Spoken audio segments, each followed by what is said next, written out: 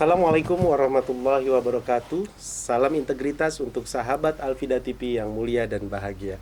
Cerdas cendikia bersama Alfida. Fikir, zikir, fikir, zikir, bismillah. Allahu Akbar. Makasih Mas. Sahabat Alfida TV, kembali lagi bersama saya Nurdin Rivaldi dalam acara Desain, Dialog Santai dan Interaktif dalam episode Tokoh Inspiratif Milenial. Acara ini dikemas dalam bentuk dialog yang santai dan interaktif yang menampilkan sisi positif dan pribadi sukses seorang tokoh serta menggali keilmuan dan kompetensi yang dimilikinya sehingga bisa menginspirasi dan memberikan pencerahan pada kaum muda milenial. Gitu ya Mas ya. Oke, bersama saya telah hadir tokoh inspiratif milenial nih, yaitu Ustadz Kholidi Asadil Alam. Beliau adalah dai muda milenial yang sekaligus aktor film Ketika Cinta Bertasbih ya Mas ya, dan film-film religi lainnya yang tentunya beliau mampu memberikan pencerahan dan keteladanan bagi kita kaum muda milenial. Pada desain ke-10 ini kita akan banyak berdialog dengan beliau mengenai perjalanan hidup, perjalanan karir, dan perjalanan dakwahnya selama ini Mas. Oke, Assalamualaikum Mas. Waalaikumsalam warahmatullahi Mas Nurdin dan juga semuanya. Terima kasih udah diundang ke sini. Iya. Makasih nih Mas, di sela sama-sama. kesibukannya Mas ini bisa hadir ke sini. Oke, mungkin langsung perkenalan dulu Mas.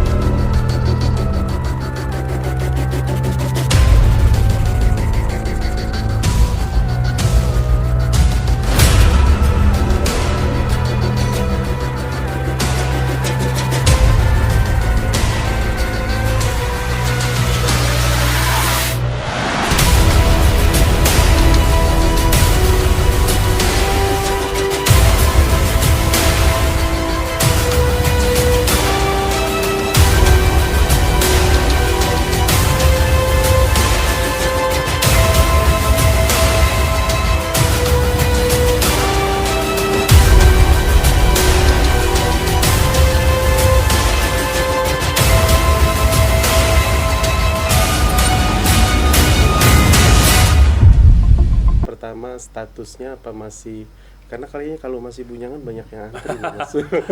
Ya saya alhamdulillah sih udah nikah. Iya, udah nikah ya. Oke. Udah punya dua anak. Punya dua anak. 3 tahun dan 4 tahun. Dan memang ya baru nikah 2015. Oh, baru ini nih Mas ya? anniversary ke-5 nih, kemarin Oktober tanggal 10. Tapi masih bisa, masih honeymoon kayaknya kalau waktu itu. Honeymoon, dibilang honeymoon ya mudah-mudahan tiap hari. Iya, hari. Tapi tantangan saya dalam berumah tangga itu makanya saya tulis di buku saya kan. Iya, betul. Buku karya saya, Ntar Menikah Bebas. dikasih tahu juga ya Mas ya. Mana krunya? Iya, Boleh silakan. tuh sini. Bisa kita bedah juga. Bisa kan? kita bedah nanti di situ ya Mas Ya. ya. Oke. Jadi- Nah, ini bisa ditunjukkan. Nah, Ya. thank you ya. Ini Menikahku Bebas ya. Baru launching nih di Islamic Book Fair Februari 2020 2020 di JCC kemarin. waktu sebelum pandemik ya. Jadi dan termasuk buku paling laris di antara buku yang sama-sama baru launching Betul. itu kan. Dan sempat keliling saya sebelum pandemik ke Medan, kemana-mana, dan antusias masyarakatnya juga bagus. Itu kalau judul kan melawan kebiasaan. Biasanya kan menikah itu malah terikat gitu loh Mas. Jadi nggak Itu bebas ya. Nggak bebas.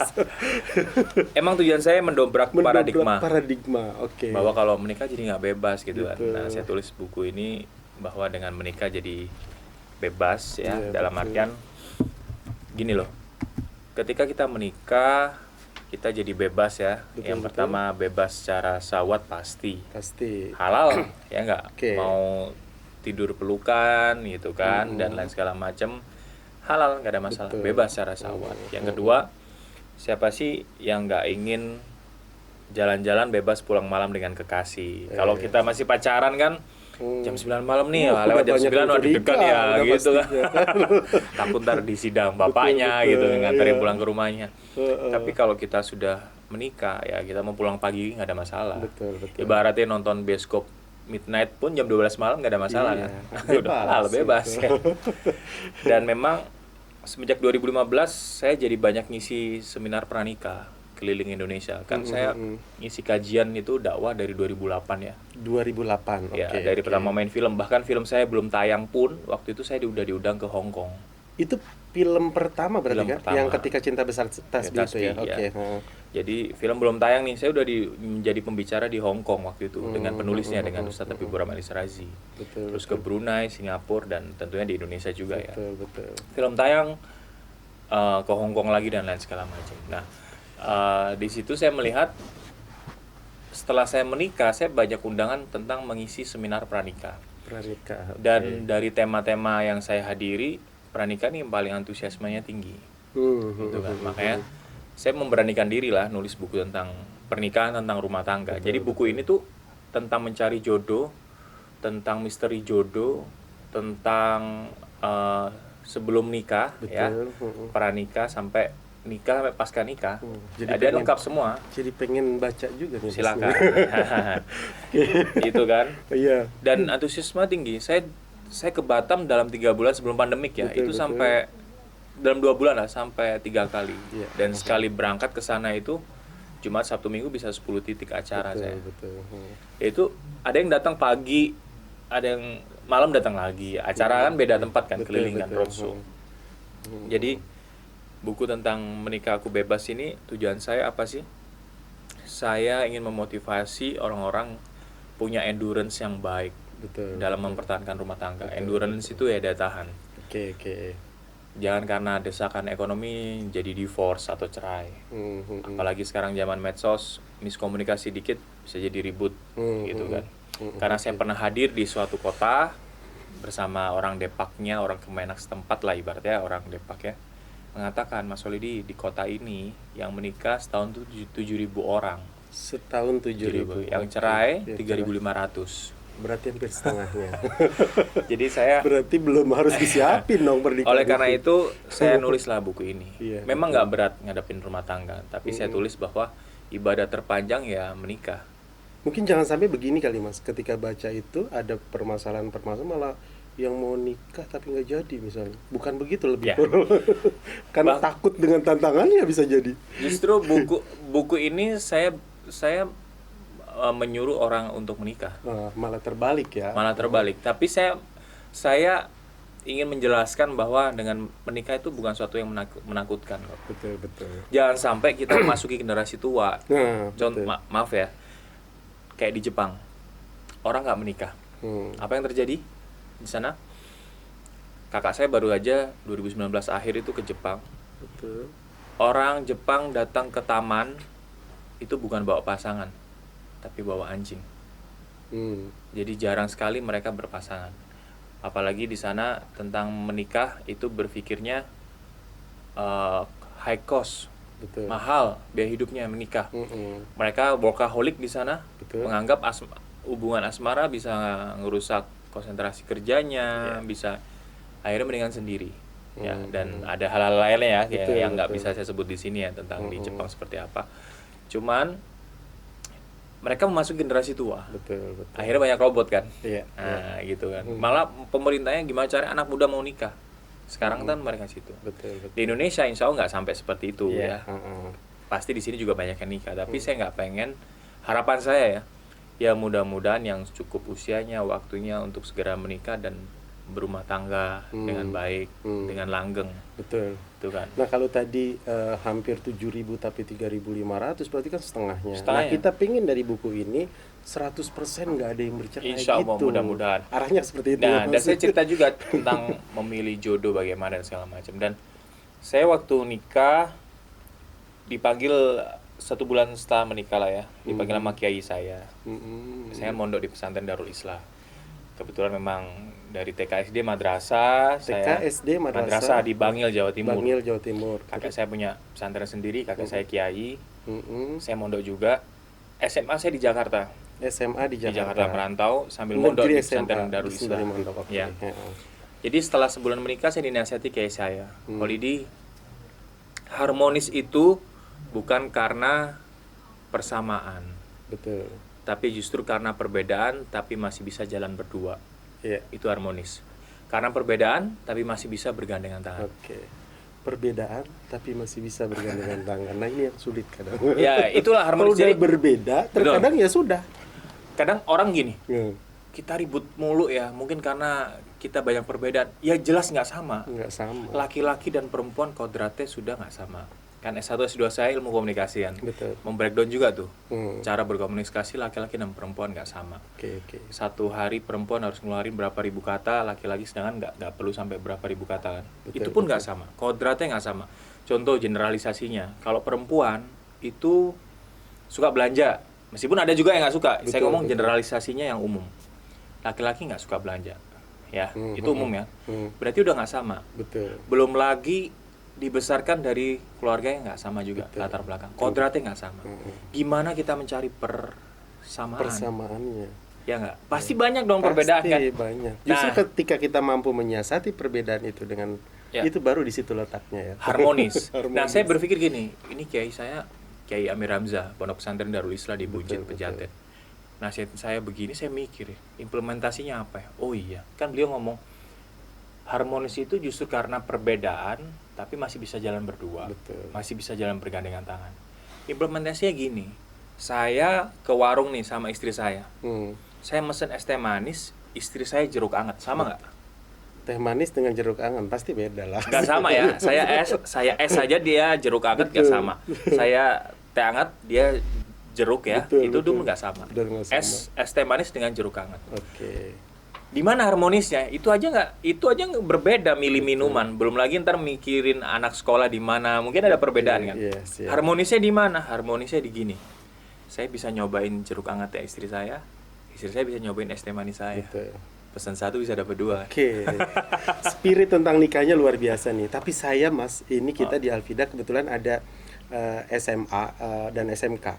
Spirit saya pengen arahin nikah menjadi bagian dari proses setelah kita menyiapkan. Nah, Nah, memang. ini artinya saya pengen anak kita kuliah dulu sampai selesai kayak Mas Azam itu sampai dia baru menikah Ya. dalam konteks persiapan dengan menjaga etika tentunya. Di buku saya, Betul.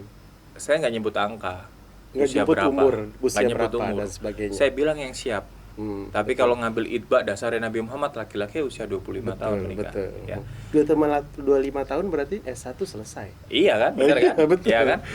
Jadi kalau ada yang menanya nikah muda apa segala macam, saya bilang jika siap bertanggung jawab. Oke. Karena kedewasaan orang kan nggak sama. Betul, Ada yang betul. usia 30 belum dewasa, ada yang Oke. usia 20 dewasa.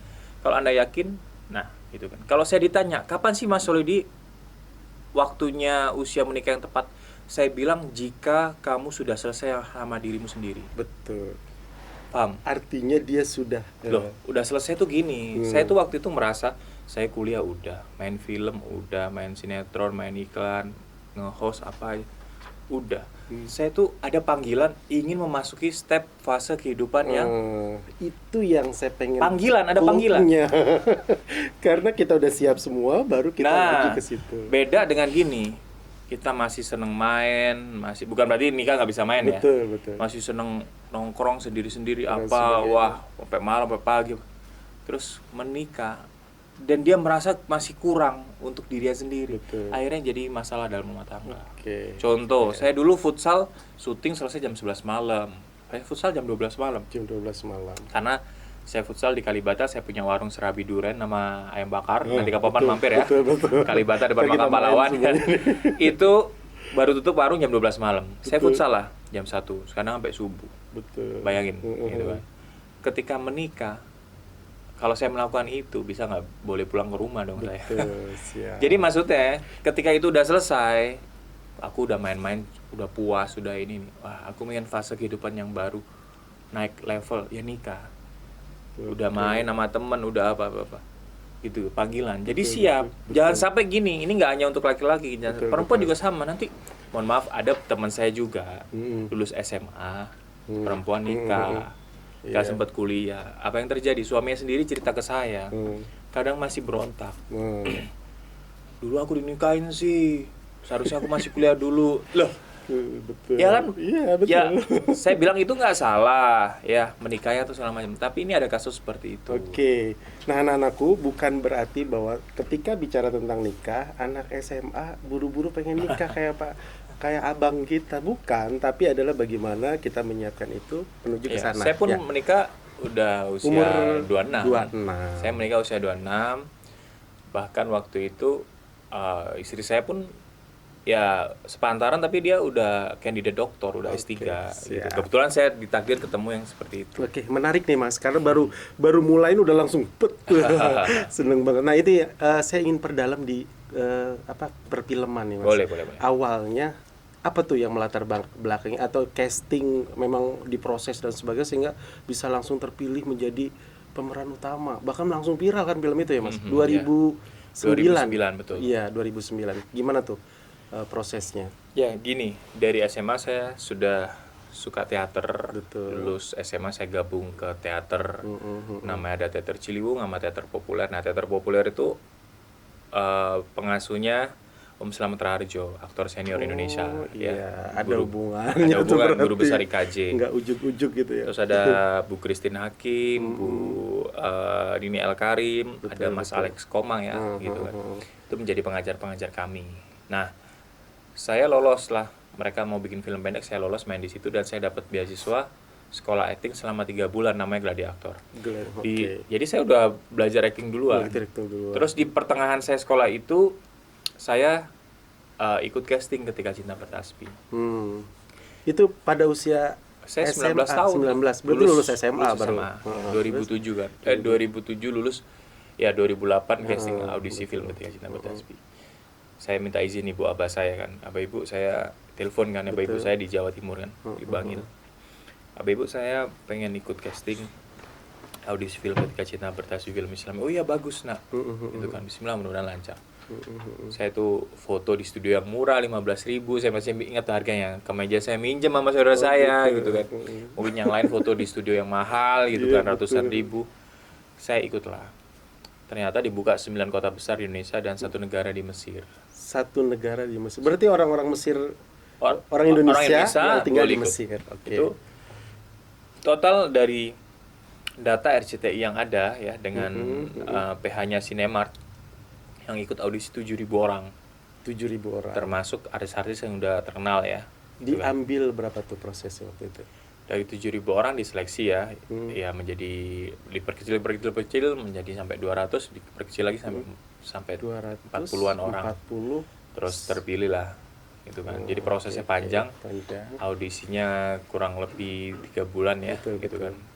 3 bulan dites ngaji, tes bahasa Arab, tes acting dan segala macam. Ternyata Allah yang memberikan kesempatan itu pada saya. Betul. Saya waktu ditanya wartawan, Mas Solidi kok bisa kepilih, saingannya ada 7.000 orang, penjurian diketatkan, ada Om Deddy Miswar, Om Deddy Petet, ada Bu Dandino Warisman, ada sutradara Pak Khairul Umam ya, penulisnya juga Ustadz Habib Razi, line produsernya juga Pak Dani Sapawi ikut ngaudisi kan semuanya.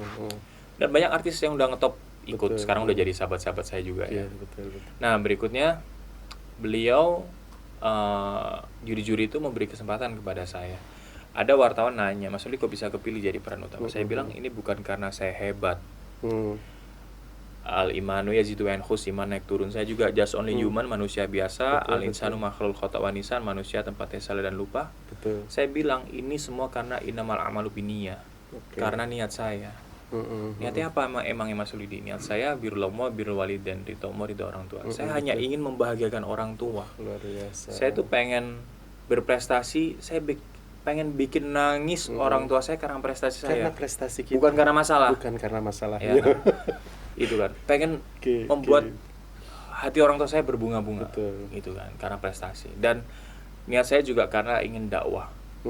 Gitu kan. Karena saya waktu di teater populer belajar bahwa film adalah media yang paling efektif dan efisien untuk menginfluence masyarakat, untuk mempengaruhi masyarakat, kata Om Slamet Raharjo. Nah itu saya berpikir kalau saya berada di film yang Islami, efeknya ini luar biasa, dahsyat. Dan itu dirasakan juga kita kemarin. Betul banget.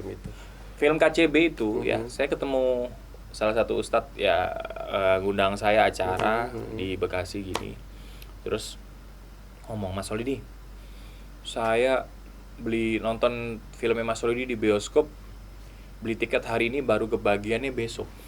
Ngantri kan waktu itu. Dan kita ngerasain Mas, sebagai masyarakat umum. Ya, Sampai berjubel-jubel. Dan ada yang lucu, Ustadznya ngomong gini, saya dapat jadwal jam 18.15. Maghrib kan jam 18. Betul. Dari rumah saya sudah wudu, bawa sajadah. Sebelum masuk pintu bioskop saya sholat di situ dulu. Saya bilang, Ustaz, antum dakwah juga. Saking semangat gitu Saking ya. semangatnya. Berikutnya ada lagi. Saya pernah ngisi kajian di masjid di Jakarta Timur ya, salah satu masjid. Turun dari kajian, saya naik motor waktu itu dekat rumah ya, naik motor. Disamperin tuh sama mbak-mbak. Assalamualaikum Mas Solidi, terima kasih banyak. Oh ya Mbak, sama-sama. Iya. Saya kira terima kasih ngisi kajian. Terus beliau ngomong gini, saya dulu belum pakai hijab. Nonton film Ketika Cinta Bertasbih saya jadi pakai hijab. Betul, luar biasa. Nonton kedua saya jadi pakai hijab yang lebih besar. Nonton ketiga saya udah nggak mau pakai baju yang ketat. Betul. Itu karena nonton film Ketika Cinta Bertasbih. Oke. Makanya antum hati-hati. Nonton film Ketika Cinta Bertasbih apa yang cowok-cowok nanti jadi pakai jilbab. Oke Mas, saya dua nih yang menarik Mas dari proses itu. Yang pertama, Ya. Mas tadi niat ya karena Allah. Berarti kan dalam proses kita mengambil kerjaan ada melibatkan Allah dalam pekerjaan kita. Ya. Terus yang kedua, saya lihat sebelum berangkat izin dulu sama orang tua. Ya, betul. Nah, saya pengen dua nih pertanyaan ini. Yang pertama ke orang tua dulu lah, yang ke orang tua. Kira-kira nilai-nilai itu bangkit sampai saya ingin nunjukkan prestasi ke orang tua, bukan masalah ke orang tua dan sebagainya, itu dapat dari mana tuh Mas? Ya, dapatnya dari abah saya sendiri. Jadi abah saya itu mendidik saya tuh melalui bercerita. Ternyata itu metode yang terbaik. Parenting yang terbaik tuh Oke, bercerita. iya, betul. Atau dongeng. Dongeng. Iya kan? Karena itu nempel banget kan ke kita. Abah saya Itu cerita seumur berapa tuh waktu itu? dari kelas 4 SD. Oh, 4 SD. Abah dari kecil itu abah saya ngomong. Abah saya bercerita kepada saya bahwa tentang begitu berbaktinya sebagai anak kepada orang tuanya, kepada mbah saya berarti ya, kepada bapak ibunya abah saya. Terus abah saya cerita berhasil menjadi manajer di perusahaan farmasi Jepang ya. Tahun 80-an udah ke Jepang, Korea Selatan dan segala macam. Betul. Dibilang karena abah ini berbakti sama orang tua.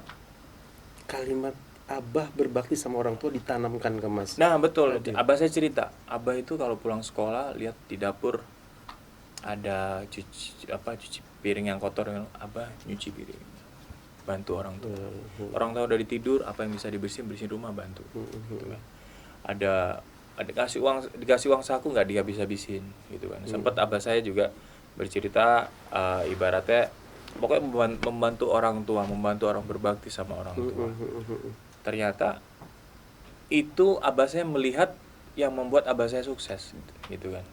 Karena dekatnya sama Karena orang tua. mendekat orang tua, karena berbakti. Berbaktinya. Terus abah saya banyak mengalami keajaiban dalam hidup. Contohnya ya, bisa menghajikan kedua orang tuanya. Itu kan luar biasa zaman dulu. Luar biasa. Ya kan. Terus berikutnya bisa bangunin rumah orang tuanya. Itu kan juga luar biasa. Betul. Ibaratnya begitu kan ya, membantu, maksudnya membangunkan itu ya membantu ada uang rezeki apa, dibenerin rumahnya apa segala macam ya. Dan menghajikan kedua orang tuanya itu yang dahsyat. Nah di situ saya melihat, oh disinilah karena berbakti sama orang tua Allah mudahkan. Saya cuman copy paste aja. Iya, betul. Itu kan saya Apa yang dilakukan orang tua, kita lakukan ngeplak berarti itu langsung. Dulu di rumah saya ada warung sembako kelontongan. Saya habis ngaji di pondok jaga, jualin minyak, beras, gitu kan. Terus sempat wartel booming kan, rumah saya ada wartelnya. Saya jaga sampai jam 12 malam karena kan orang SLJJ waktu itu, interlokal itu kan paling murah di atas jam 11 malam ya, 12 ya. Ada orang telepon-teleponan sampai pagi gitu kan, sampai saya jaga. Orang tua saya udah tidur, pagi saya sekolah. Nah, berarti saya nangkep nih Mas, ada momen terindah. Tadi kan Mas bilang, oh saya pengen prestasi yang dinilai sama orang tua dan sebagainya. Berarti ada momen-momen terindah yang membuat kita merasa bahagia banget karena memberikan prestasi terbaik dalam hidup kita dan orang tua merasakan itu pula. Kira-kira ada momen itu nggak di dalam kehidupan Mas yang sekarang? Ada pastinya. Pada saat sarjana paling atau nikah dan sebagainya, itu gimana Mas? Kalau saya sih gini, amanah abah ibu saya tuh pengen saya jadi artis emang. Oh, dari awal sudah Dari seperti awal. itu. Karena tapi artis yang Islami ya. Gini, waktu TK kan ada tuh fashion show waktu sudah TK gitu. Betul. Ibu saya tuh bikinin saya baju sendiri. gitu kan, fashion show. Nah, kelas 4 SD saya masih ingat banget, ada guru les saya, les bahasa Inggris nawarin, ikut fashion show Lidi ini, ada yang ngadain ini. Saya kasih brosur ke ibu saya, gitu kan. Waktu itu masih ingat saya bayarnya masih 50.000 lah daftarannya. Tahun berapa itu? Tahun 2000-an awal. Terus ikut fashion show, ternyata juara satu terus. Sampai foto saya dikirimkan ke teman saya ke Aneka Yes Jakarta. Ternyata saya juara juga. Dia ngirim foto, nggak pernah dipanggil, saya dipanggil. Terus karantina, terus saya juara The Best Catwalk di Aneka Yes. Saya satu angkatan sama Lucky Perdana dan lain-lain, tapi Lucky nggak juara, yang juara saya. Gitu kan. Saya ditawarin untuk langsung pindah Jakarta untuk main sinetron ini, tapi saya nggak mau waktu itu. Karena keadaannya saya usia 13 tahun, saya tahun 2002 kelas 2 SMP. Saya masih pengen nyelesain sekolah di kampung. Saya suka banget. Saya orangnya agak homesick sama kampung, pulang kampung gitu kan. SMA baru saya bisa di Jakarta. Tapi ternyata SMA di Jakarta saya harus serius sekolah. Nggak sempat casting. Lulus SMA baru saya casting. Nah, ternyata doa dan harapan ibu abah saya terkabul. Saya jadi public figure Islami, artis Islami. Ya, dari film Ketika Cinta Bertasbih dan ngomong diniatin untuk dakwah untuk Syiah. Jadi sampai sekarang saya hanya mau main film yang Islami yang mendidik. Saya tidak mau beradakan pegangan tangan, pelukan atau ciuman. Itu dari dulu. Dari usia 19 tahun. Berarti bisa mungkin nih Mas kalau Alfida bikin film harus. Kayaknya semangat banget jadinya saya. Iya, bikin film karena dakwah dari film itu di teori ilmu komunikasi kan, film termasuk media pendidikan. Betul. Dan paling efektif dan mempengaruhi masyarakat itu film. Contoh ya, film Ketika Cinta Bertasbih. Ada orang hijrah karena nonton film Ketika Cinta Bertasbih. Betul. Saya diundang mualaf ke Bali, mualaf Amerika di Bali. Terus ngomong gini, saya nonton film kamu jadi pengen nyekolahin anakku ke Al-Azhar Kairo. Karena itu film. langsung ngomong ke Mas. Padahal bule. Ya kan. Nah, bule Amerika. Jadi itu efek film. Dahsyat banget. Kita nonton film Robot Cop di bioskop. Keluar berasa jadi Robot Cop. Waktu itu ada acara gulat-gulat di TV ya. Betul. Tayang jam 12 malam, nggak ada yang nonton anak-anak. Karena ratingnya bagus, tayang jam 10 malam, tayang jam 8 malam. Jam 8 malam anak-anak masih banyak yang nonton. Apa yang terjadi di Indonesia? Di koran-koran. Ada seorang anak SD banting temannya di kelas, tangannya patah. Karena apa yang ditonton kan? Kalau di teori komunikasi, apa yang dilihat, apa yang didengar mempengaruhi pola pikir. Apa yang dilakukan? Itu lari. Oke, Mas, ini masih menarik aku ke orang tua lagi nih Mas, karena saya respect banget dengan kalimat orang tua yang Mas dapetin. Karena kan ada sebuah penelitian yang 20 orang diperiksa orang sukses, ternyata satu kesimpulannya bahwa mereka rata-rata orang yang paling dekat dengan orang tuanya dan paling cinta dengan orang tuanya. Dan saya masih memperdalam di situ ke orang tua nih Mas. Ini hubungannya dengan prestasi Mas. Bisa jadi dikatakan pada saat ketika Cinta Bertasbih booming, viral di mana-mana pada saat itu Mas dan sebagainya, di saat itulah Mas merasa mempersembahkan yang terbaik buat orang tua. Betul merasakan itu? Betul banget. Bahkan menjadi dilematis ketika saya lagi puncak-puncak karir waktu itu. Jadwal saya padat banget, saya sempat nangis tuh. Jadwal di Malang, Surabaya cuma 2 hari. Saya ketemu orang tua saya cuma 2 hari. Saya balik Jakarta nangis loh. Kalau boleh saya milih, saya lagi padat soalnya jadwal saya roadshow seluruh Indonesia. Ternyata kesuksesan itu justru apa istilahnya ya, membuat saya dilematis ketika saya harus roadshow ke kampung halaman saya sendiri, tapi cuma waktunya semalam doang. Ketemu bersama orang tua semalam doang, harus balik ke Jakarta. Terus roadshow lagi kan ke pulau-pulau lainnya, kota-kota lainnya. Dan tapi setelah itu reda ya dikasih libur sama produser, saya pulang kampung selama 2 minggu. Itu lumayan untuk mengobati. Karena keadaannya kan pulang dari Mesir, film tayang, terus cerita roadshow. Nah, orang tua saya selalu berpesan, ambil film-film yang baik. Saya tuh dapat tawaran sinetron umum banyak. Tapi saya selalu nanya, saya selalu ajukan kepada produser dan sutradara. Seperti 2019 ini, saya dapat tawaran nilainya 200 juta film. Saya peran utama. Awalnya 150 juta saya nego, kalau 200 gimana? Oke. Syutingnya cuma 20 hari kok. Di Jakarta, Bandung, Garut, deket kan Mas Oli. Oke. Mas Oli peran utama. Dipasangin dengan ini. Oke. Terus kita ketemu langsung tanda tangan kontrak ya Mas Soldi. Saya bilang, tunggu dulu Pak, gitu loh. Kan saya sudah ACC, Mas Soldi minta 200 juta, oke gitu kan. Syuting cuma 20 hari kok Mas. Bayangin, kerja 20 hari dapat 200 juta, itu besar. Betul, ya. betul. Terus berikutnya, saya ditawarin seperti itu, saya bilang tunggu dulu Pak, Anda sudah tahu belum tentang saya? Loh kenapa Mas Soldi? Saya kalau main film menyampaikan 2 syarat. Apa itu? Yang pertama, tidak mau berada dengan pegang tangan, pelukan atau ciuman. Betul. Itu dari dulu. Walaupun bisa jadi nggak melakukan itu, memang itu, tapi tetap ceritanya masuk ke situ ya. Saya selalu ngomong seperti itu. Ibaratnya kan, apalagi sekarang udah nikah, saya harus jaga perasaan istri saya dan segala macam. Kalau dulu aja single aja saya udah menerapkan itu, tidak mau berada dengan pegangan, pelukan atau ciuman. Apalagi sekarang ada Karena istri. iya, karena ada amanah besar juga dari orang tua saya, dari guru-guru saya di karantina KCB, film Ketika Cinta Bertasbih. Terus berikutnya, apalagi sekarang udah nikah, kalau adegan pelukan dengan cewek lain saya nggak bisa pulang ke rumah. Iyalah, marah kunci pintunya. Suruh tidur luar sama satpam gitu misalnya.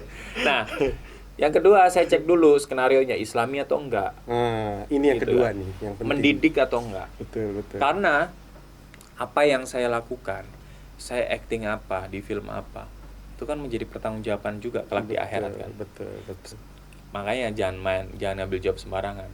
Saya misalnya ya, saya ambil adegan pelukan dengan cewek, fans saya lihat dia ngelakuin contoh yang sama, idola saya Mas Solidi aja melakukan itu, apalagi saya ya, dong. ibaratnya yang dosa siapa? Saya, Mas Solidi. karena memberi contoh yang jelek. Ada amal jariah, ada dosa jariah. Betul. Tapi kalau saya main film yang baik, film yang bagus, dan orang itu termotivasi menjadi baik, lebih baik lagi dari film saya, insya Allah jadi amal jariah. Karena kalau Mas tadi bilang Alfida bikin film pendek, ayo saya bilang. Saya pernah dipanggil MUI di divisi seni dan dakwah Islam ya, itu mengkaji, dan waktu itu ketua MUI yang di bidang divisi dakwah film ya, seni, Kiai Sodikun mengatakan, akhirnya menyimpulkan seniman Islam di Indonesia dipanggil, penulis dan lain-lain, akhirnya menyimpulkan bahwa kalau kita bikin film pendek, kita berada di film pendek, kita main di film pendek, kita membiayai untuk film pendek, itu termasuk amal jariah. Langsung. Karena kenapa? Kita meninggal nih, film kita ditonton terus. Orang menjadi baik, termotivasi terus dan sebagainya. Film KCB 2009 tayang. Apakah generasi milenial nonton? Mungkin ada yang baru lahir. Saya keliling nih ke Solo, ke TK, bahkan SD, SMP. Nonton dari mana? Dari YouTube. Jadi masih banyak yang nonton Ke bawah. Jadi ini prinsip saya. Dari awal memang saya nggak ngejar popularitas, nggak ngejar eksistensi, karena menurut saya capek ngejar dunia. Tapi itu hadiah, secara otomatis dapat dari Allah. Ya contohnya begini. Jadi kalau kita mempertahankan prinsip, otomatis kita akan dicari. Betul. Kalau cuman ganteng-gantengan doang, tiap hari ada artis yang lebih ganteng. Lebih muda. Mungkin secara honor juga lebih murah. Karena baru kan. Kalau cuma ganteng doang. Ganteng doang. Ya. Ngapain pakai Holidi? Ada yang lebih ganteng, lebih muda, artis baru bayarannya nggak kayak Holidi misalnya. Ya jelas saya bisa lewat karena tiap hari muncul artis baru, dunia showbiz kan gitu, dunia entertainment. Tapi kalau saya mempertahankan prinsip, ibaratnya fokus saya mempertahankan prinsip hanya film Islami, punya karakter, akhirnya saya dicari. Contoh, saya masih main film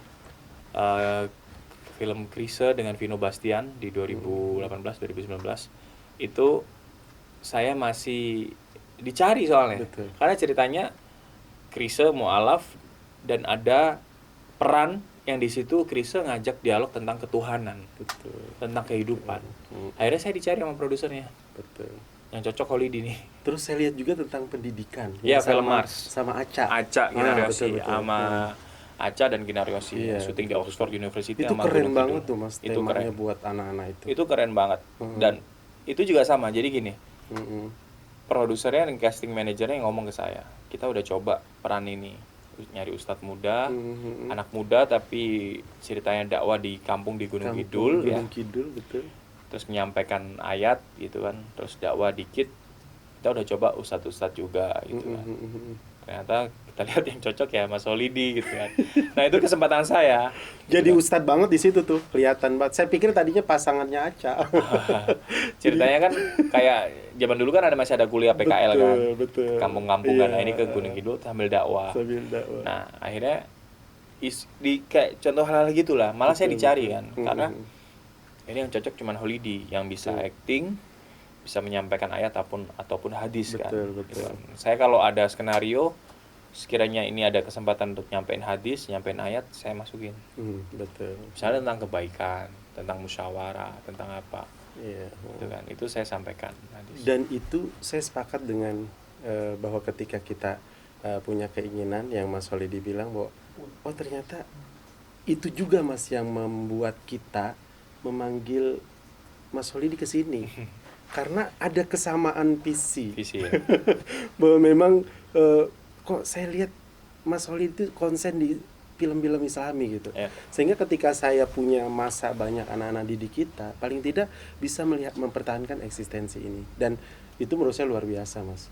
Nah ini yang ingin saya juga pengen perdalam dari Masnya, karena saya pengen orang tua murid juga bisa melihat bagaimana cara melahirkan orang yang eksistensinya kayak gini dan sebagainya. Kira-kira pendidikan apa tuh Mas? Orang tua sampai begitu tertanam di Mas Holidi itu sehingga tidak rapuh oleh keadaan zaman sekarang. Nggak ada yang lebih baik daripada agama memang pendidikan itu. Jadi untuk Bapak Ibu wali murid memang tepat menyekolahkan anak di Al-Fida ini. Gitu keren kan. nih. Karena visi misinya Islami ya, pendidikannya Islami. Dan saya banyak ngulik juga kan tentang sekolah Al-Fida ini, dan itu memang penting. Karena kita dapat dua-duanya. Kalau ngejar dunia kita nggak dapat akhirat, tapi ngejar akhirat kita dapat dunia dan akhirat. Tuhan, jadi lebih baik kita menyekolahkan anak kita di sekolah yang Islami. Karena kita dapat dua-duanya. Betul. Itu kan akhlaknya dapat ya, terus dunia juga dapat. Karena kenapa? Saya kan orangnya gila baca ya, freak baca. Karena aktor itu harus banyak baca. Kita berperan menjadi dokter, apa kita harus jadi dokter dulu? Kan enggak. Dari baca dari kita bacaan. bisa. Kita jadi tukang beca, apakah kita jadi tukang beca dulu? Kan enggak. Juga. Membaca situasi. Betul. Gitu kan. Karena kita terbiasa membaca naskah atau artikel. Betul. Nah, memang harus banyak baca. Meskipun kita juga ada riset ya. Betul. Jadi dokter, jadi kita lihat dokter, kita lihat tukang beca. Nah, saya banyak baca, saya bilang gitu kan, bahwa ada perusahaan yang ngetop banget ya, sukses banget di Amerika ya. Ada 10 CEO perusahaan itu, pimpinan perusahaan itu, ditanya, apa sih yang paling sulit Anda memimpin perusahaan ini? Dibilang begini, kalau tentang teknis gampang, saya tinggal beli komputer yang paling mahal, software yang paling canggih, berapa juta dolar pun saya bayar, selesai. Yang paling sulit apa? Beliau bilang, managing people, manage people, itu kan, SDM, mengkondisikan orang, memanage orang lain, memotivasi orang, membuat orang menjadi mempunyai budaya kerja yang baik, etos kerja yang baik. Dengan cara apa? Perusahaan itu sampai rela menyisihkan 40%, bahkan sampai 50-60% dari keuntungannya untuk mendatangkan motivator, untuk memotivasi karyawan-karyawannya. Betul. Karena itu yang paling sulit. Manusia nggak ada yang bisa kita tebak. Betul. Kalau bebek kiri suruh kiri. Kita kasih makanan kanan. Benar nggak? Kambing, sapi. Manusia disuruh kanan bisa ke kiri. Betul. Disuruh ke kiri bisa ke kanan. Oke. Jadi itu yang paling sulit. Nah, Bapak Ibu semuanya, makanya paling penting menanamkan akhlak agama itu ya sedini mungkin. Betul. Kita nyekolahin anak kita di sekolah yang Islami. Betul. Itu kan, itu yang paling penting. Karena kita pasti akan lebih tenang. Udah aku sekolahin di sekolah Islami di Al-Fida, ya kan? Itu akan lebih tenang, akhlaknya terbentuk ya. Kalau sekarang soal ngomong pinter, Masya Allah, generasi milenial nih, pinter-pinter semua. Lebih cerdas, karena dia punya mbah yang langsung bisa, mbah Google ya. Saya ketemu Pak Abram Samad kan, waktu itu nge-host di sebuah acara ya, bintang tamu Pak Abram Samad.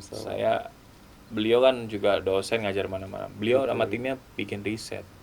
bahwa tantangan generasi sekarang itu justru lebih dekat dengan beberapa hal. Apa itu? 1, film. 2, musik. 3, komunitas. Komunitas ini ya termasuk maksudnya WA, komunitas ya, komunitas tongkrongannya, grup WhatsApp-nya, kafe, sekolahnya, dan sebagainya. itu komunitas. Bahkan Pak Abraham Samad bilang bahwa bisa jadi nggak terlalu dekat sama orang tua karena lebih dekat dengan 3 ini. Iya, betul. Kalau zaman kita kecil belum ada handphone, kita nggak tahu apa nanyanya ke orang tua. Sekarang tinggal searching mereka, nggak perlu nanya orang tua. Saya juga harus mengantisipasi ini nih sebagai orang tua kan. Orang tua udah punya anak. 2 ya Mas? 2. Oh iya. Berarti tantangannya lebih luar biasa lagi. Iya, Mas. nah makanya gimana caranya tuh mengantisipasi itu. Kata Pak Abraham Samad ya 3 hal itu. Jadi lebih dekat dengan film, musik, dan komunitas. Jadi kita kalau mau mendidik generasi kita di 3 itu. Dan 3-tiganya kita bermain Mas, mudah-mudahan. Film kita udah 4 penerang peradaban tuh Mas albumnya.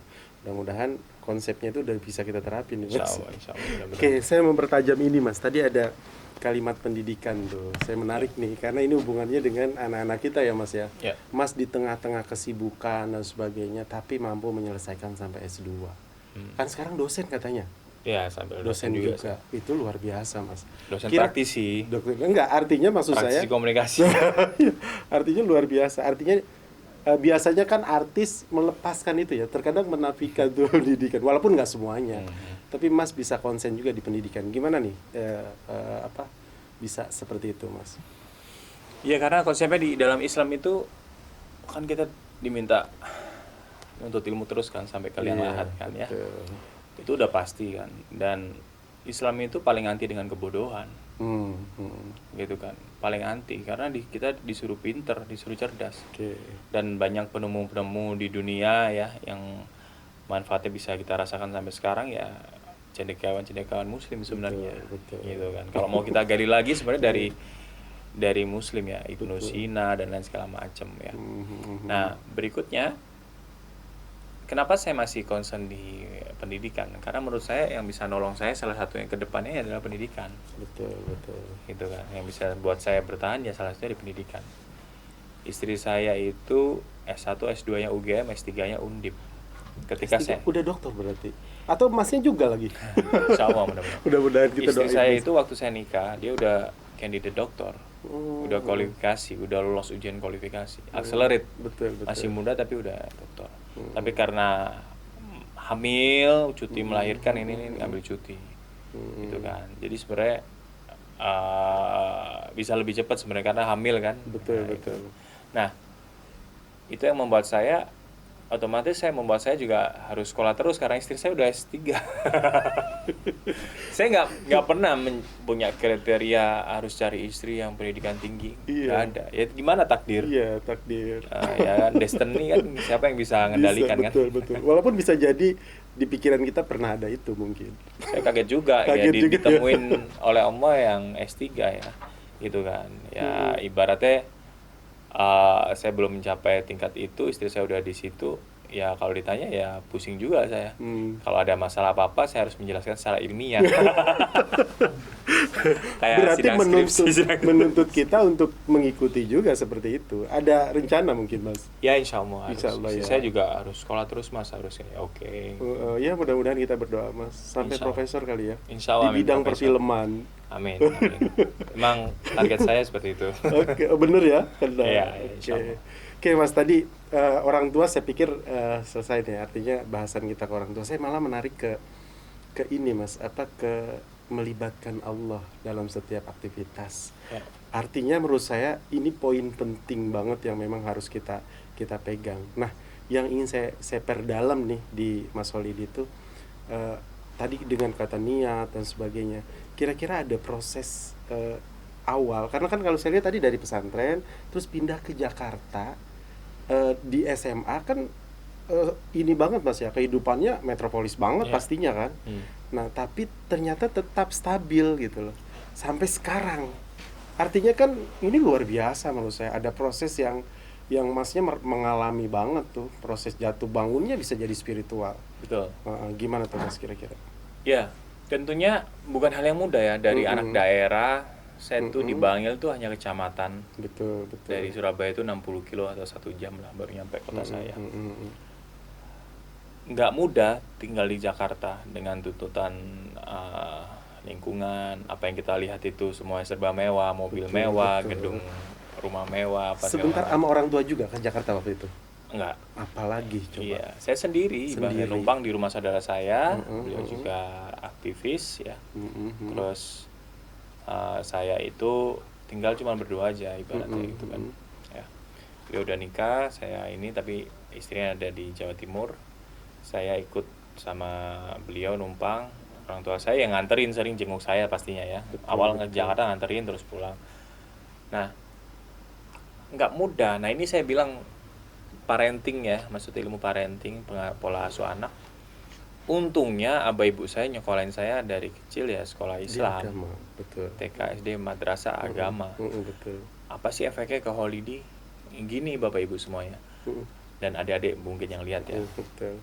Bahwa saya di Jakarta SMA itu kan belum main film ya, usia 13 tahun, 13 tahun, 14 tahun ya, 13-14 tahun saya merantau ke Jakarta 2004. SMA kelas 1 di SMA Jakarta Selatan Kalibata, SMA 55. Itu saya di situ otomatis bergaul dengan anak Jakarta maupun orang di sekolah saya, teman-teman di sekolah maupun teman-teman dari luar. Betul. Anak-anak Jakarta lah ya. Nah, disinilah yang saya melihat tantangannya. Tantangannya apa? Ya maaf ya, ada teman-teman dari luar sekolah ya. Itu kan anak Jakarta kan, ada saya punya temen yang orang kaya juga, anak orang borjuis dan segala macam. Holiday, yuk ikut yuk, mana gitu kan, yuk kita dugem dapat guest list nih, masuk gratis, nggak usah bayar. Itu sering banget. Yang jadi pola pikir saya satu doang, itu kan, kenapa saya nggak mau? Ya boleh dicek mungkin di seluruh apa ya istilahnya ya, teman-teman kan kalau orang dugem biasanya tahu aja ini ya, gitu kan. Insya Allah nggak akan pernah menemukan saya gitu kan. Saya memang nggak pernah gitu kan. Gitu kan. Nah berikutnya apa yang membuat saya menolak atau tidak mau untuk dugem atau ke diskotik ya itu kan pilihan masing-masing ya. Saya nggak menjudge seorang yang suka dengan hal seperti itu. Ini saya bercerita diri saya sendiri. Justru saya berpikirnya satu, kalau soal agama Islam ya lebih baik hal yang manfaat, jangan melakukan hal yang mudorot, kan begitu kan ya. Kalau saya prinsipnya cuma saya waktu itu mikir gini, namanya anak muda pasti suka foya-foya, hura-hura apa segala macam, itu wajar, manusiawi. Tapi saya memikirkan nanti saya coba sekali, terus saya menemukan kenikmatan di situ. Di dunia malam saya menemukan kenikmatan. Saya nanti masa depan saya gimana? Walaupun saya udah kerja, nanti uang saya akan habis buat kehidupan malam saya apa segala macam. Itu gimana masa depan saya? Sementara saya ke Jakarta harus merantau berjuang. Jadi disinilah akhirnya saya ya mohon maaf akhirnya saya nggak mau, intinya nggak mau menemukan kenikmatan di dunia gelap, dunia malam lah ya, dunia hitam gitu kan, maksudnya ya malam-malam lah apa segala macam. Jangan pernah nyoba lah, itu kan apapun itu, contoh narkoba. Buat anak-anak jangan pernah nyoba ke bawah ke situ. Ya contohnya narkoba, banyak orang yang teman-teman tahu sendiri statement orang pertama nyoba akhirnya keterusan kecanduan dan segala macam, menyesali dan nah intinya jangan pernah nyoba di hal-hal yang menurut Anda negatif, karena akan kecanduan nanti kalau menemukan kenikmatan di situ akan kecanduan. Toksik ya.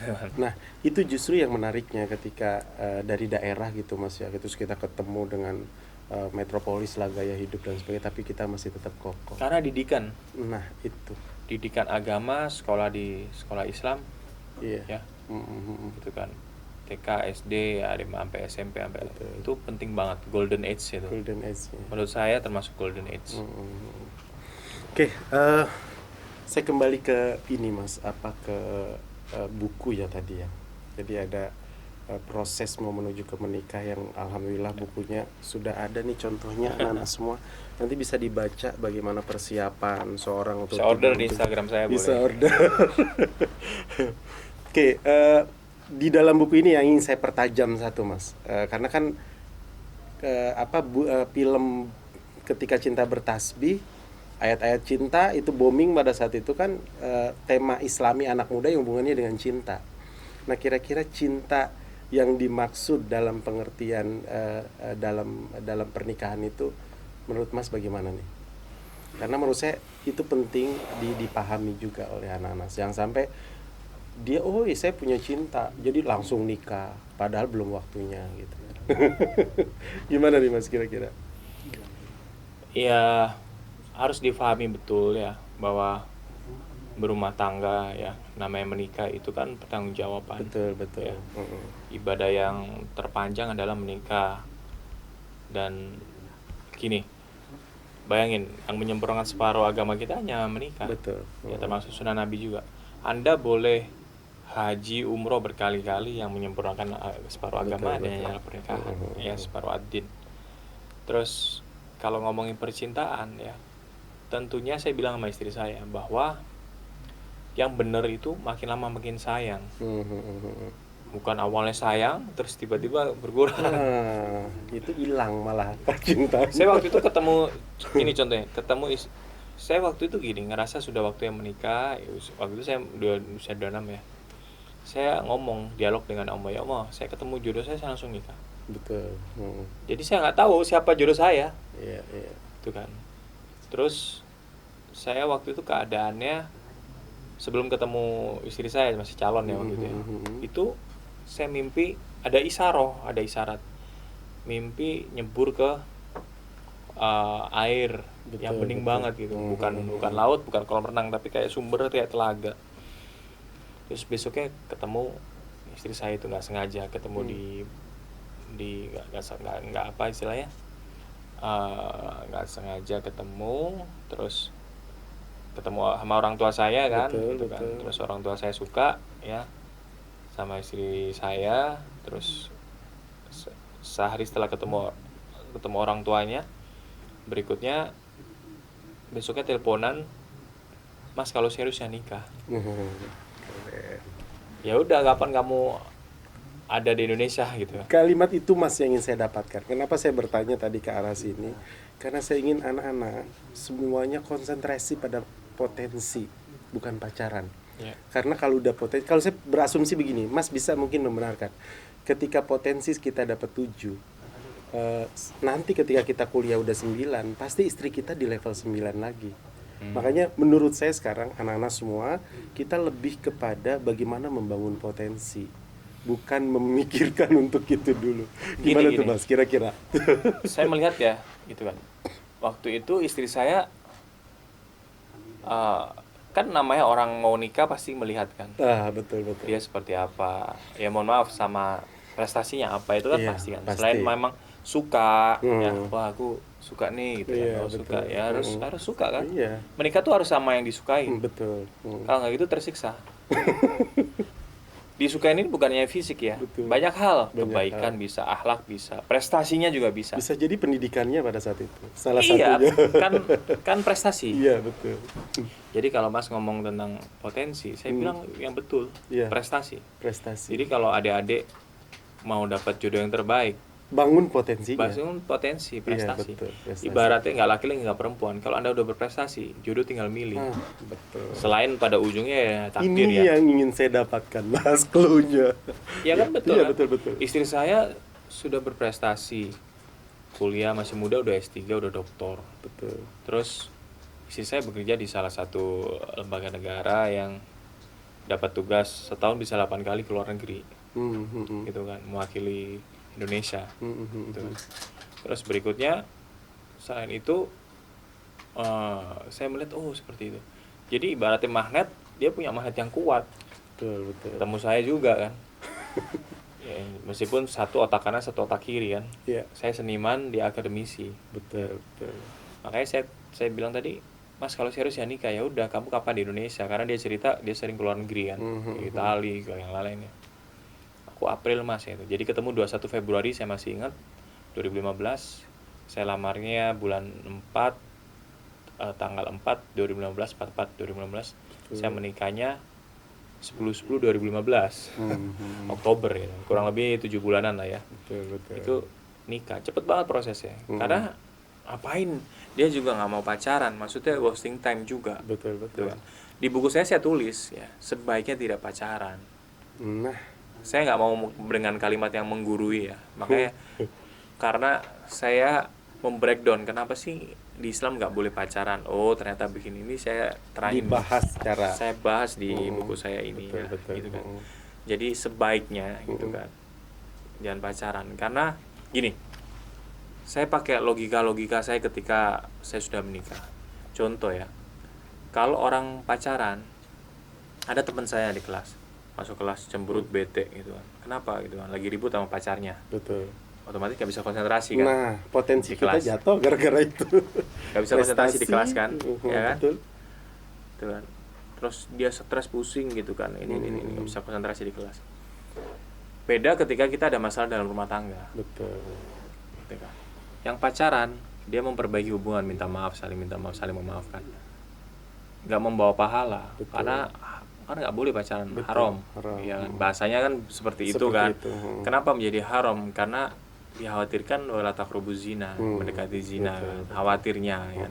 Lebih baik jangan. Saya bilang kalau menurut agama memang tidak menganjurkan. Nah di buku saya bilang lebih baik sebaiknya jangan. Betul. Saya nggak mau menggurui juga. Terus berikutnya, kenapa saya breakdown tuh? Kalau orang menikah ya, terus dia ada masalah, pasti ada masalah. Betul. Terus dia memperbaiki dengan Islam, memperbaiki hubungan, pahala malah. Betul. Insya Allah itu kan worth it. Ya pusing nih ribut sama istri atau ribut sama suami, tapi worth it, ada yang diperjuangkan yaitu rumah tangga, Betul. masa depan. Tapi kalau menikah kamu pusing, kamu ini gitu kan, kurang worth it gitu kan. Yang worth it itu ya pusing karena masalah rumah tangga, memperbaiki, dapat pahala kan. Islam dapat pahala insya Allah. Oke, intinya nggak pacaran. Fokus pada potensi diri kalian semua sampai kalian kuliah dan sebagainya. Oke, Mas, kayaknya dialog kita enak banget nih. Saya ngerasain kena banget buat anak-anak, mudah-mudahan ke depan. Cuma saya pengen ada satu kalimat yang disampaikan Mas Edil untuk memotivasi anak-anak kita nih yang usia SMA, usia SMK. Silakan Mas, mungkin disampaikan tips atau apa sehingga bisa karirnya luar biasa. Ya, ada di Silakan, Mas. semuanya, ya sobat-sobat semuanya, saya terima kasih banyak kepada keluarga besar Alfida ya, udah mengundang saya. Salam kenal dari saya, mudah-mudahan kita bisa kerjasama, saya bisa bikin film untuk film pendek buat Alfida nanti. Yang sini kita discuss ya. Oke, siap. Dan berikutnya saya memberikan motivasi atau sharing ya kepada teman-teman, kepada adik-adik, sobat saya semuanya, bahwa tantangan kita ke depannya pasti makin berat. Nggak ada ceritanya kehidupan itu makin mudah, yang ada makin berat dengan tuntutan zaman sekarang. Betul. Yang kita lihat tiap hari adalah bisa jadi adalah godaan. Ya. Strategi paling canggih dari setan. Jadi godaan itu contohnya gini. Kalau di ilmu komunikasi, kita dulu nggak ada handphone, kita melihat simbol-simbol ekonomi mungkin dari TV. Ketika kita nggak lihat TV, kita nggak ada godaan. Betul. Tapi ketika kita lihat TV, kita lihat iklan, mobil mewah, jam apa segala macam, itu godaan. Tapi sekarang tiap hari, daily, ya, dengan buka handphone, ada iklan muncul, barang mewah, apa segala macam. Gitu kan. Saya ketemu salah satu profesor di Indonesia ya, Prof. Renal Kasali. Holiday kita hidup di zaman yang destruktifnya sangat tinggi. Apa itu destruktif? Daya rusak. Ya, salah satu dari medsos ini, dari handphone. Betul. Tapi ya ini bisa jadi manfaat juga kan. Betul. Ya kan, kalau kita menyampaikan hal yang baik-baik. Nah, maksud saya apa? Tujuan saya gini. Ngomong seperti ini bahwa kehidupan kita ke depan makin berat. Semua orang pasti ingin sukses. Betul. Tapi Anda bisa memilih jalan yang mudah apa jalan yang sulit. Otomatis memilih jalan yang mudah. Mau sukses secara cepat atau lama, pasti milihnya secara cepat. Jadi mudah dan cepat. Ya. Pengalaman saya ya. Saya dulu merantau di Jakarta, hampir pulang ke kampung lagi karena saya putus asa. 2004 saya merantau, SMA kelas 1 merantau. 2007 lulus SMA, saya masih bingung arah kemana nih kehidupan saya. Mau pulang saya ke kampung, gitu kan. Tapi ternyata saya bisa sukses di 2008. Waktu itu saudara saya bilang, kamu ngapain mau pulang ke kampung? Ini sebelum main film ya. Betul. Kamu di Jakarta dari tahun berapa? 2004. Gitu kan. Sekarang 2007, 2008. Kamu belum sampai 10 tahun. Ke tingkat orang sukses atau nggak di Jakarta itu 10 tahun. Betul. Gitu kan. Kalau ke 10 tahun kamu nggak sukses di Jakarta, boleh kamu pulang kampung. Saya lagi. digituin. Gitu kan. Oke. Ternyata saya nggak nyampe 5 tahun, saya udah sukses. Dengan ikut audisi main film. Betul. Udah kemana-mana saya dari main film. Gak pernah membayangkan ke Mesir, ternyata ke Mesir. Gak pernah membayangkan bisa umroh bawa kedua orang tua saya bisa umroh bawa kedua orang. Gak pernah membayangkan dari kecil ke Hong Kong, Brunei, Singapura.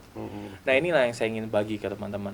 Yaitu, ayo kita luruskan niat, hidup kita ini kita niatkan untuk berbakti kepada orang tua. Birullah birwalid dan ridho orang tua. Insya Allah Anda akan sukses lebih mudah dan sukses lebih cepat. Luar biasa. Kalau saya kan bilang, kalau ngandalin kepintaran kita banyak yang lebih pintar. Banyak yang lebih pintar. Kegantengan kita Banyak yang lebih ganteng. Di atas langit masih ada langit. Aja nih. Ibaratnya, ya Allah akan berpihak pada orang tua kita, itu orang tua kita. Keren Mas. Nah orang tua kita termasuk guru-guru kita juga. Iya, termasuk di dalamnya guru-guru. Saya tuh masih takdim sampai sekarang ke guru-guru saya. Kalau pulang kampung, saya datang ke sekolah saya, ke SMP saya saling minta doain. Iya. Dari mulai belum sukses sampai udah sukses. Oke. Luar biasa. Itu kan muara ilmu, termasuk orang tua kita. Muara ilmu juga. Oke. Sampai tarik napas. Bicara orang tua merinding juga.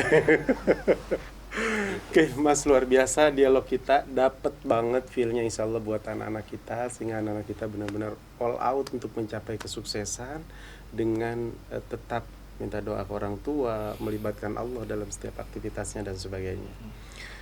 Anak-anakku semua, Bapak dan Ibu wali murid dan pemirsa Al-Fida TV, inilah dialog kita. Namun saya sebelum menutup nih Mas, yel-yel lagi ya yang terakhir ya. Siap biar semangat nih Mas. Semangat. Oke. Pegang buku ini. Iya, siap. Pegang bukunya. Boleh di order. Iya. Order ke tim Oke, panitia tim juga boleh. panitia boleh nanti. Oke. Ya. Oke. Kalau saya bilang cerdas cendekia bersama Al-Fida berarti sama ya Mas? Pikir, zikir, bismillah. Allahu Akbar. Cerdas cendekia bersama Al-Fida.